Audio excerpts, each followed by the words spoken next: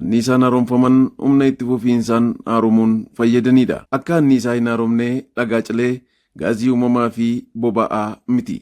Qabeenya anniisaa haaromanii uumamaan ofii isaaniin of haaressu. Anniisaan hin haaromne haaromuu fi waggoota miliyoona hedduu fudhatu. Miidhaan isaaniis guddaadha. Qabeenya anniisaa hin haaromne faayidaa boba'aa qofaaf osoo hin taane miidhaawwan naannoo irratti qaqqabsiisan hedduu qabu. Anniisaan dhagaa cilee, boba'aa fi gaazii uumamaa irraa argamu.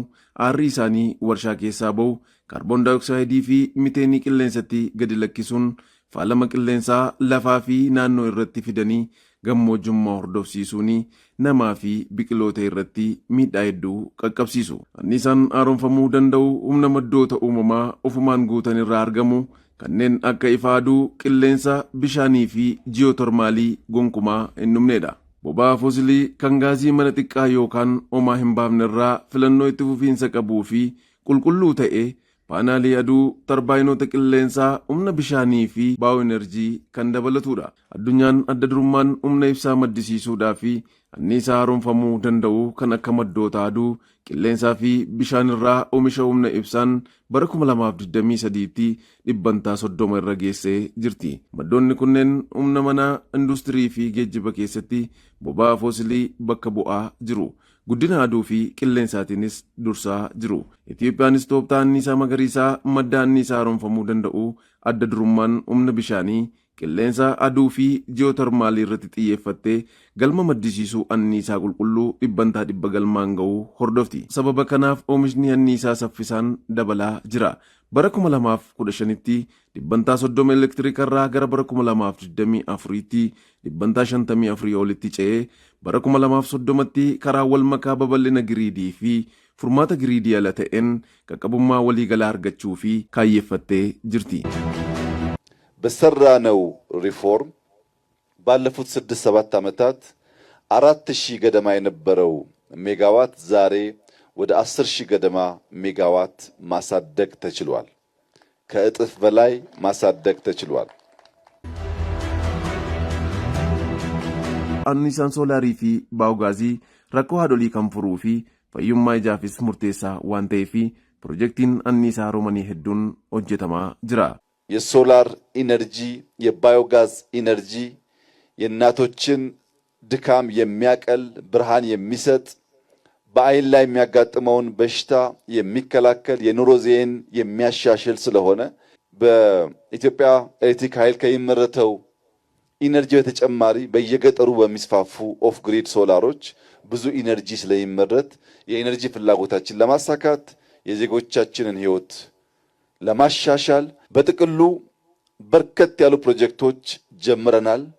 ሁሉም ስራዎቻችን ከሞላ ጎደል እያለቁ ይገኛሉ። በከፍተኛ ክትትል የጀመርናቸውን ስራዎች በማጠናቀቅ ለኢትዮጵያ ብልጽግና መሰረት መጣል እንቀጥላለን። Haadholiinis kallattii mootummaan kaayee hojiirra oolchuun fayyadamtoota anniisaa haaromfamuu ta'anii jiru. Baayoogaazii kan hangalfatiin baay'ee miidhaan nurra ga'eeyyuu amma bakka baay'ee nu xaqqamee waan hundumaanuu karaa fayyaadhanis ta'ee aarris nuun arguu bakka waan addaatitti hojjenna uuma tokkotti lokkosnee tan ta'oyi bunatti dafifannaa, distiitti godhannaa, absiitillee itti buufannaa, waan xixinnaa bakka bishaanitti ho'ifannaa baay'ee nu fayyade. Kompostii soo ta'e immoo bakka waan baay'ee itti fayyadamna. Mana fincaaniitillee waan hunda baay'ee nu xaqqame. Kompostii hunda nu ta'a bakka gama qonnaatiin illee jechaadha. Sirruma hooma tokko bakka seentituma lokkosteetuma waan jarjartillee waan addaatti hojjetatta waan barbaadde jechaadha. Haaran qabu hoomaan qabu bakka baay'ee nama nu fayyadeera jechaadha. Bu'aan argannu waan hunda nu godha. Buna nu akaa, absiitii nu godha, bishaan nu ho'isa. Waan baay'ee irratti hojjechaa irra bu'aa guddaa qaba. Tana dura qoraana fi kaboota fayyadamaa turre. Amma immoo isaa argannaan fayyadama isaa dhiinne eelee bichaadha malee waxii, absiitii, buna kanatti godhachaa jirra. Haala jijjiirama addunyaa irratti mul'atu furuufis mootummaan deeggarsa gama boba'aatiin taasisuun cinatti konkolaattonni humna ibsaatiin dalagan akka baay'atanii fi haalli mijataan uumamaa jira. መንግስት ዝም ብሎ የኤሌክትሪክ ተሽከርካሪ ግዙ በጋዝ የሚጠቀም ተሽከርካሪ ግዙ ብቻ ሳይሆን ማበረታቻዎቹን አስቀምጦ ነው። mootummaan sababa malee konkolaataa boba'aan hojjetan niisaa kanan niisaan hojjetan bitaa jechaa hin jiru. Namoota konkolaataa elektirikiin hojjetan bitanii fi deeggarsa taasisaa jira. Konkolaattonni elektirikii biyya keessatti yoo suphaman taaksii hin qabani. Kan biyya alaa dhufan yoo ta'e dhibbantaa 5 qofaatu taaksiin irra kaa'ama. Boba'aa uumamaa kanneen fayyadaman taaksii tokkollee hin qabani. Hojiileen kunneen amma mootummaan dursee yaadee hojjetaa jiru kan agarsiisudha. Ni qoramna garuu immoo akka biyyoota biroo dhiibbaa cimaa jalatti qubna jedhee hin yaadu.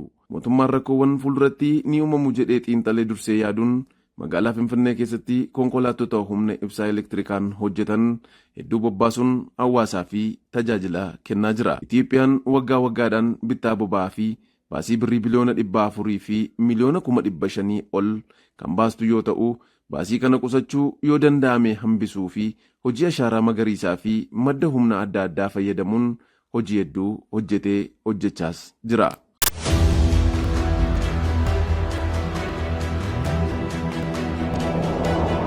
Hojii humna anniisaa haaromfamuu Itiyoophiyaan hojjetteen beekamtii argattee kooppii 32ffaa akka qopheessituu fi filatamtee jirti. እነዚህ ሁሉ የክሊን ኢነርጂ ኢንቨስትመንት በዓለም ደረጃ ለኢትዮጵያ እውቅና ያሰጠ በመሆኑ ኮፕ 32 ወደ ኢትዮጵያ መጥቶ በኢትዮጵያ ምድር እንዲዘጋጅ የተወሰነበት ዋነኛው ምክንያት ኢትዮጵያ በግሪን ሌጋሲ ሪቨሮቿን በማጽዳት በክሊን ኢነርጂ አጠቃላይ ኢንቫይሮንመንት ላይ በምትከተለው ፖሊሲና ባስገኘችው ውጤት ዓለም ስራዋን ሪኮግናይዝ ለማድረግ ዓለም ስራዋን ለማበረታታት ኮፕ ወደ ኢትዮጵያ እንዲመጣ ወስኗል። humna anniisaa haaromfamanii fayyadamuun muddamaa addunyaan keessa jirturraa of baraaruun dhaamsa qophii keenyaati. Kabajamtoota daawwattoota keenya qophii haga badhaadhinaa dhimma anniisaa haaromuu irratti qopheeffadhe asuma irratti xumureera. Qopheessaan qophii kanaa Marshaa Shophaan ture. Qophii biraatiin hanga deebinutti nagaatti.